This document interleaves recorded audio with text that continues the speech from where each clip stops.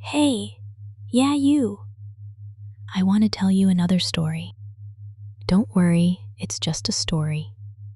Just fiction. Nothing more. You can stop listening anytime you want. You're in control here, right? Okay, just settle in. Get comfortable. Let your shoulders drop. Let your jaw soften. Let the chair hold you. Breathe in deeply. And slowly let it out. That's it.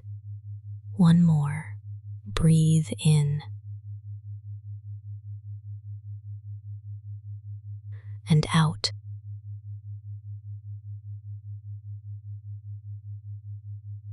Good. Just listen. The voice does the rest. Stories work like that. They get past the part of you that argues. They sneak in through the back door. By the time you notice, you're already inside them. You're already inside this one. So, here's how the story goes. It's about someone who decided to go hiking alone in the mountains. Just for the day, they thought. A quick trail, some fresh air, something to clear the head. You know how those start. Everybody knows how those start. She set out in the morning, and the trail was beautiful.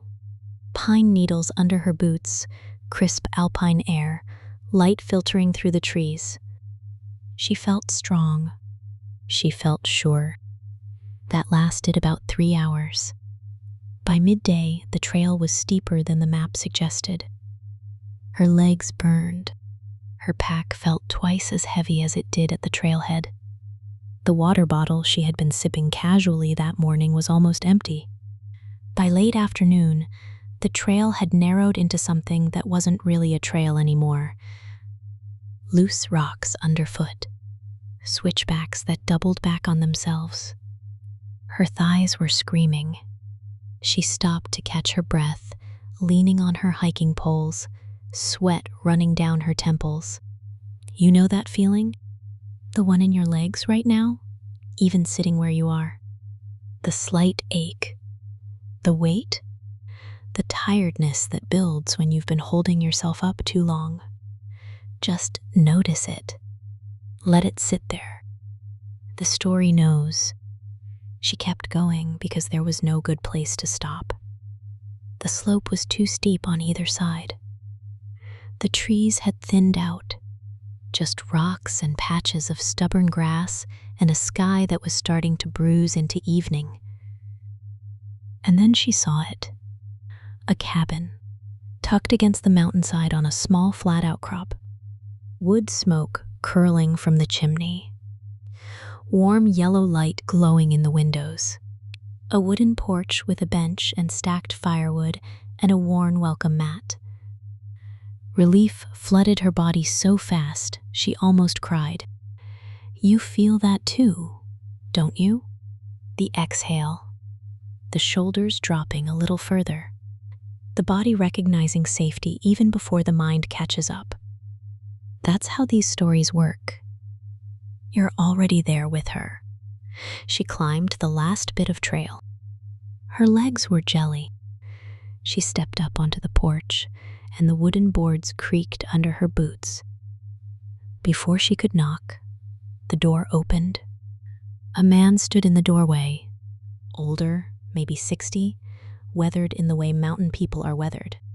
Gray beard, kind eyes, simple wool sweater. He held a steaming mug in his hand. He smiled at her warm, easy, the smile of someone who has been expecting company. You look like you could use some warmth, he said. She nearly cried again. He stepped aside and let her in. The cabin was small and perfect. A fire crackling in the stone hearth. A wooden table with 2 chairs. A pot of something simmering on a small stove that smelled like herbs and something sweet she couldn't quite place. An open staircase against the far wall, leading up to a loft with a single bed. She set down her pack. She sat at the table because he motioned for her to sit. He poured her a mug of something warm. Tea, maybe, or wine. She wasn't sure. It tasted like both. She drank it.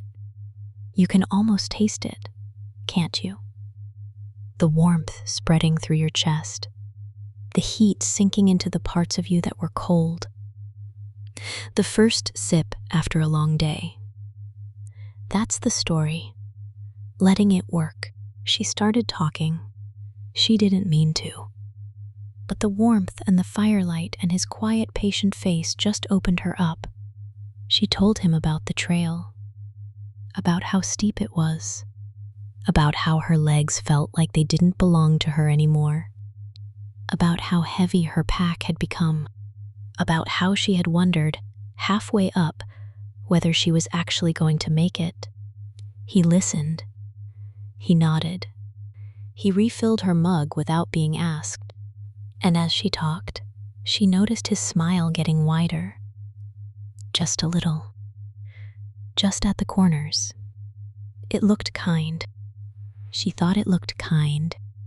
When she finished her story, he reached across the table and patted her hand. His hand was warm and rough. "Well," he said, "you're here now. That's the important part. Why don't you head upstairs and get some rest? Sleep deep. Sleep all the way through. Tomorrow, you'll be a new person. Stronger than you've ever been. Trust me on that." She laughed, tired, grateful. Of course she trusted him. She thanked him. She picked up her pack. She walked toward the staircase against the far wall. You walk with her, toward the staircase, toward rest. Each step bringing you closer to letting go. Take a breath here.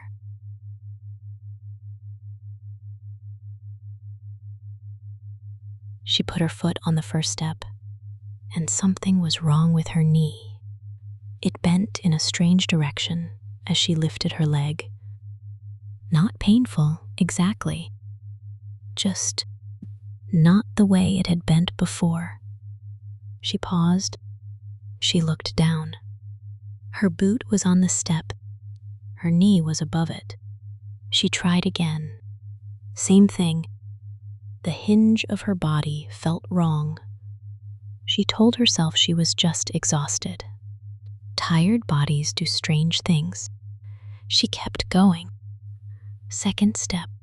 The boot felt tight now. Tighter than it should. Her foot inside the boot was changing shape, wider in some places, narrower in others. The sock was bunching strangely. She wiggled her toes, and there were not 5 things wiggling. There were less. The middle ones were merging. She felt them merge. She stopped on the second step. She didn't turn around. Not yet. Third step. Her hand on the railing felt wrong. The fingers wouldn't quite grip. The 2 outside ones were pulling closer to the others. The skin was darkening. The nails were thickening. She watched her hand grip the wood, and the wood looked normal, but her hand looked like something else. You can almost feel it, can't you? The slight twitch in your own fingers. The faint awareness of every joint. Like your body has just remembered it has a body. Don't fight it. Just notice it. The story is doing the work. Fourth step. The pressure behind her ears, hot and symmetrical and pushing through. Fifth step. The first horn broke through the skin of her temple. A small, hard, sharp little protrusion. She cried out and reached up and felt it, and her fingers came back warm and slick. Sixth step. She finally turned around, and she saw him. The man at the table, or what had been the man at the table. He was still sitting there. Same chair. Same posture. Same warm mug between his hands. But his legs were no longer human legs. They bent backwards at the knee, ending in cloven hooves resting on the wooden floor. His chest was bare and broader than before, covered in coarse curling hair the color of old wheat. His face was the same kind face, but two enormous spiraling ram horns curled out from his temples, and his eyes were yellow with horizontal slits, and his teeth, when he smiled at her, were just slightly too even, too white, too pleased. He looked at her. He tilted his head. He took another sip from his mug. He didn't speak. He just watched. You're watching too. You can see him. You can see her. You can see what's happening on the staircase, and the way the firelight catches the curve of those horns, and the way his eyes shine yellow in the dim. Don't fight it. There's nothing to fight. 7th step. The other horn broke through. Her vision stretched wide. The whole cabin came into view at once. Every corner, every edge. Her ears swiveled towards sounds she had never heard before. The crackle of the fire, the settling of the wood, his slow, patient breathing at the table below. 8th step. Her spine pulled forward. Her balance shifted. She sank down onto her hands because her knees wouldn't bend the right way anymore. Her hands were no longer hands. The fingers had finished their work. 2 cloven hooves rested on the wooden step where her hands had been. She tried to speak. She tried to ask him what was happening. What came out of her throat was a soft, breathy bleat. He chuckled. A warm, low, pleased sound. That's it, he said quietly. That's exactly it. Nothing to be afraid of. Just letting your body do what it was always going to do. You hear those words too. They land somewhere deep. They're easy to take in. 9th step. Her clothes hung wrong on a body that was no longer the right shape for them. The sweater was loose around a chest that had narrowed and thickened in different places. The pants were tight on hindquarters that didn't belong in pants. 10th step. She didn't make it to the loft. On the 10th step, the last of her changed. Her face pushed forward into a long, gentle muzzle. Her ears lengthened and turned. Her tail flicked once, twice, surprised by its own existence. She stood there on the staircase. A goat. White and tawny and confused and full of a body she did not recognize. He set down his mug. He stood up. The hooves clicked softly against the floor as he walked toward the staircase. He looked up at her. He smiled. The same warm smile, the same kind eyes, just yellower now. He said very softly, "Now it's easy. You're welcome." He laughed, and he was gone. Just gone. The chair empty. The mug empty. The fire still crackling. The cabin still warm. But he was gone, and she stood on the staircase, alone, in a body that was not hers. The change had taken everything she had, every drop of energy, every nerve still firing. Her legs trembled. Her vision swam. Her body, this new body, was so heavy, and she collapsed.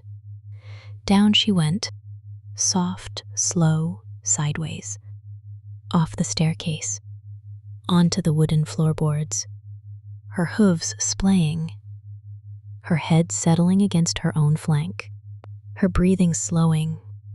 You feel her go down.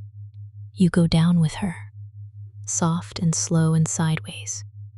The body finally letting go. Take a breath here with her.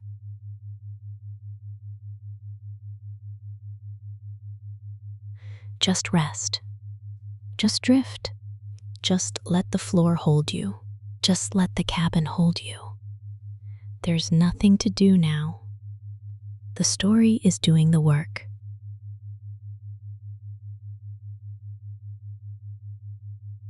Good girl.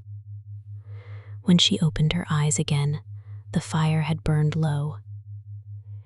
She was on the floor, not in the bed. The wooden floorboards under her cheek, under what had been her cheek. She remembered everything. The hike, the cabin, the man, the mug, the staircase, the change. She tried to stand.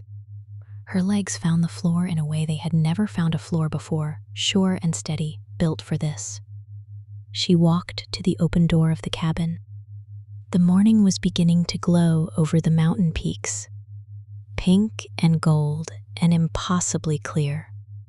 She stood at the threshold, inside the warm cabin, the empty chair, the dying fire, a door that had a handle she could no longer turn. Outside, the mountain, the endless ridges, the grass and rocks and impossible heights. It's just a story. How does it continue? Who knows? Maybe she stays in the cabin, trapped the handle too high for hooves, the world shrinking to the four walls she used to think were a refuge, bleeding at the silent door. Or maybe she walks out into the morning, down the steps of the porch, onto a trail that her new feet know perfectly.